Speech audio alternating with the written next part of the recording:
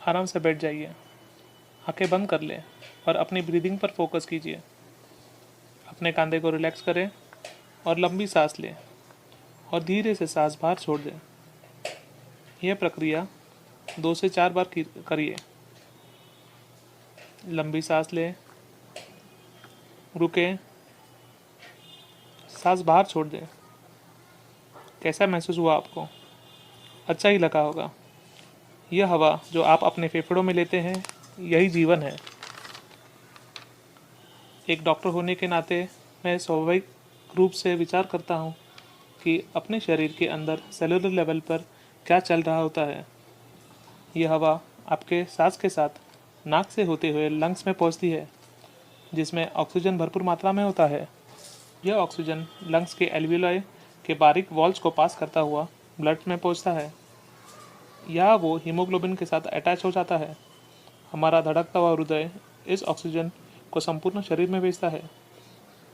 यह haemoglobin oxygen को sales में छोड़ देता है, जहाँ ऊर्जा या एनर्जी बनती है। हमारी सेल्स या कोशिका के अंदर माइटोकॉन्ड्रिया होती है, जिसकी तुलना हम चूल्हे से कर सकते हैं। यहाँ ऑक्सीजन यूज करके एनर्जी यानी एटीपी का निर्माण करता है। जिस तरह चूल्हा जलता है और उसमें से बारीक चिंगारी उड़ती रहती है, जो पास रखे कारपेट पर जब गिरती है तो उसका बहुत छोटा सा हिस्सा जल जाता है। यह नुकसान बहुत बारीक होता है, लेकिन कई महीने या वर्षों के बाद इस कारपेट की अवस्था बहुत खराब हो जाती है। ठीक इसी प्रकार जब माइटोकॉन्ड्रिया ऑक्सीजन का उपयोग कर एटीपी निर्माण करता है, तब उसे इलेक्ट्रॉन ट्रांसफ़र के ज़रिए ऑक्सीजन का रिडक्शन होकर एटीपी और पानी का निर्माण होता है। इस प्रक्रिया में 4 इलेक्ट्रॉन्स की ज़रूरत होती है। 98% यह प्रक्रिया नॉर्मल रूप से होती है, पर जब इस प्रक्रिया के कुछ गड़बड़ हो जाती है, तब फ्री रेडिकल्स का निर्माण होता है। चूल्हे में से निकलने वाले अंगारे फ्री रेडिकल्स जैसे होते हैं और कारपेट हमारी बॉडी जैसे। शरीर के जिस हिस्से में ज़्यादा फ्री रेडिकल्स बनते हैं, वहाँ डैमेज ज़्यादा होता है और डीजनरेटिव डिजीज़ होने के चांसेस बढ़ जाते हैं। अगर यह प्रक्रिया आपकी आंखों में होती है, तब मैक्युलर डिजनरेशन या कैटरैक्ट होने की संभावना ज़्यादा है। अगर रक्त वाहिनियों में डीजनरेटिव चेंजेस होते हैं, तो हार्ट अटैक या स्ट्रोक होता है।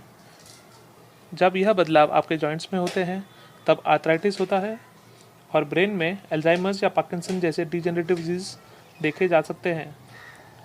जैसे वक्त गुजरता है, महीने या सालों के बाद हमारे शरीर की अवस्था जले हुए कारपेट जैसी हो जाती है। ऑक्सीजन या प्राणवायु के फ़ायदे हम पहले ही मालूम हैं, मगर ऑक्सीजन से फ्री रेडिकल्स का निर्माण से हम ज़्यादा परिचित नहीं हैं। फ्री रेडिकल्स से होने वाले शरीर के नुकसान को ऑक्सीडेटिव स्ट्रेस कहा जाता है। फ्री रेडिकल्स अनस्टेबल मॉलिक्यूल्स होते हैं, जिन्हें इलेक्ट्रॉन्स की ज़रूरत होती है। इसलिए ये हमारे शरीर के हेल्दी सेल्स से इलेक्ट्रॉन्स लेते हैं और उन्हें भी अपनी तरह अनस्टेबल बना देते हैं, जिससे और ज़्यादा फ्री रेडिकल्स निर्माण होते हैं।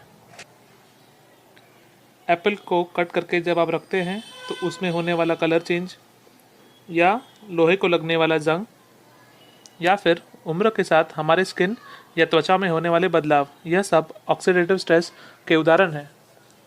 शरीर में होने वाले प्रत्येक जीर्ण विकारों के लिए ऑक्सीडेटिव स्ट्रेस ही जिम्मेदार है।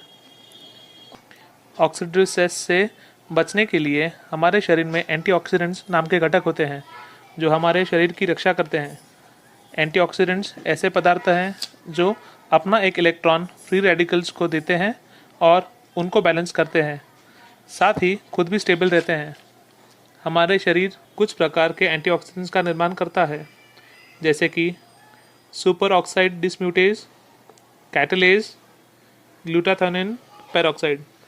हमारे शरीर को ज़रूरी सभी एंटीऑक्सीडेंट्स शरीर खुद निर्माण नहीं करता। बाकी एंटीऑक्सीडेंट्स आहार से मिलते हैं। पर्याप्त मात्रा में एंटीऑक्सीडेंट्स हो तो फ्री रेडिकल्स से होने वाले डैमेज से शरीर सुरक्षित होता है, पर जब फ्री रेडिकल्स की संख्या बहुत ज़्यादा बढ़ जाती है, तब ऑक्सीडेटिव स्ट्रेस होता है। इसलिए फ्री रेडिकल्स और एंटीऑक्सीडेंट्स का बैलेंस होना बहुत ज़रूरी है। ज़्यादातर एंटीऑक्सीडेंट्स हमें फल या सब्जियों से मिलते हैं। एंटीऑक्सीडेंट्स के आहार से मिलने वाले प्रकार हैं vitamin C, vitamin E, vitamin A coenzyme Q10, alpha lipoic acid या ALA और बायोफ्लैवोनॉइड्स। अलग अलग प्रकार के एंटीऑक्सीडेंट्स साथ आकर फ्री रेडिकल्स को न्यूट्रलाइज करते हैं। हर एंटीऑक्सीडेंट का कार्य करने का क्षेत्र अलग होता है और कार्य भी अलग अलग होते हैं। जैसे कुछ एंटीऑक्सीडेंट्स दूसरे एंटीऑक्सीडेंट्स का निर्माण यानी रीजनरेशन करते हैं, जिससे ज़्यादा एंटीऑक्सीडेंट्स निर्माण होकर फ्री रेडिकल्स न्यूट्रलाइज होते हैं। एंटीऑक्सीडेंट्स जितने ज़्यादा होते हैं आपका शरीर उतना स्वस्थ होता है। एंटीऑक्सीडेंट्स को कार्य करने के लिए ज़रूरत होती है कुछ मिनरल्स की, जैसे कि कॉपर, जिंक, मैंगनीज, सिलेनियम।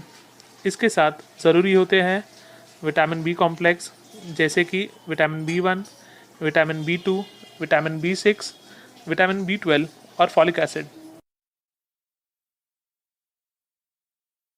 अब देखते हैं हमारे शरीर में फ्री रेडिकल्स का निर्माण क्यों होता है। इसके कारण है एक्सेसिव एक्सरसाइज या बहुत ज़्यादा श्रम करना, excessive stress,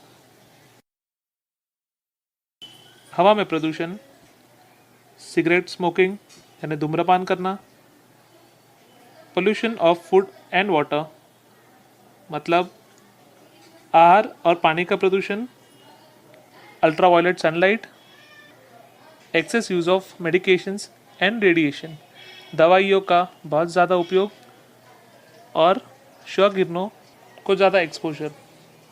unhealthy kidneys uric acid, urea, creatinine और अन्य अपशिष्टों को रक्त से छानने में सक्षम नहीं रहती। आयोनाइज्ड हेल्दी वाटर किडनी की सेल्यूलर स्ट्रक्चर को भीतर तक भेजता है और मदद करता है टॉक्सिक सब्सटेंसेस को बाहर निकालने में। स्ट्रेस और डिहाइड्रेशन आपके मस्तिष्क को घातक क्षति पहुंचा सकते हैं। यह मस्तिष्क की कोशिकाओं के हाइड्रेशन को ट्रिगर करता है और उन्हें तरोताजा रखता है। डायबिटीज में पैनक्रियास कोशिकाएं क्षतिग्रस्त होने के कारण इंसुलिन का निर्माण बंद कर देती हैं। ये गुण पैनक्रियास में कोशिका पुनः निर्माण को ट्रिगर करते हैं और ब्लड शुगर कंट्रोल रहती है। फैट और कोलेस्ट्रॉल हृदय संबंधी रोगों के कारण बनते हैं। आयोनाइज्ड हेल्दी वाटर, यह हेल्दी वाटर प्राकृतिक अल्कलाइन, माइक्रो क्लस्टर और एंटीऑक्सीडेंट के गुणों से भरपूर है। ये चमत्कारी गुण ब्लड फ्लो में मदद करते हैं और आपका हृदय स्वस्थ महसूस करता है।